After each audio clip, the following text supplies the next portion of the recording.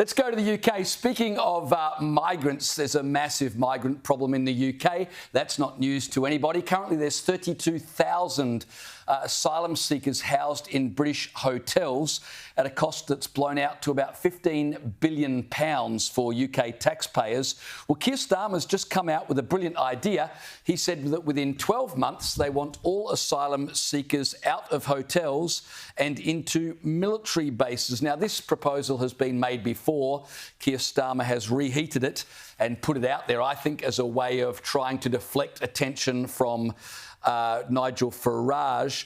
The problem, of course, Freya, is that people don't want these migrants rehoused from hotels to military bases. People want them removed. Yeah. Why simply put them in a different location? Why not just deport them? It really reminds me of when, during the election campaign, Keir Starmer said he would stop the boats. He borrowed a line from John Howard, I think. We will decide who comes to this country and the terms in which they come. And literally re-ran a Stop the Boats campaign, except the boats haven't stopped. They've now got 32,000 people in these migrant hotels, and it's costing the taxpayer £145 per night per person to put them up in hotels. Now, it will be cheaper to put them in military accommodation. Keep in mind, Labor laughed at this proposal when it was put forward by the Tories. Now they're going, maybe it's not such a bad idea. But the problem is they're still in the country. You're still in the European Human Rights Convention, which gives them a lot of rights. Endless appeals processes means they can stay in the country for years indefinitely. And so unless you change those structural elements and actually enforce the border, stop the boats, this won't do anything to solve the problem. Yeah, and that's Farage said they would pull out of that, and rightly so. I think that, anyone who is serious about fixing this problem has to pull out of that Human Rights Convention, which plus the EU as well, and just say, look, it's all over. We're not doing any of this. It does not work. You can say, OK, we won't put you in a hotel.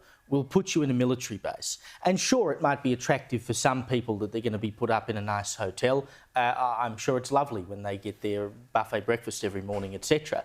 But if you get a shot at living in the UK, if you've got to live on a military base, you live on the military base. Yeah. Who cares? Like, if the option is, whatever tin pot despot joint that I've come from in Africa and made my way to France and across the Channel, I don't care if I have to live on a military base for a while to get a shot at living in the UK, because it's a damn sight better than where I've come from. It's not a disincentive to going to the United Kingdom. The only real disincentive, if you want to put them somewhere else, is to have them somewhere other than the United Kingdom, as of course we did with offshore detention.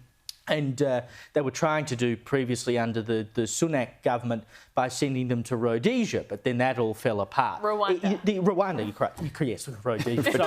We're going back in time there. Different, wrong R. But if you don't house them somewhere other than the UK, they will keep coming no matter where you put them, because they're in the UK. Yeah.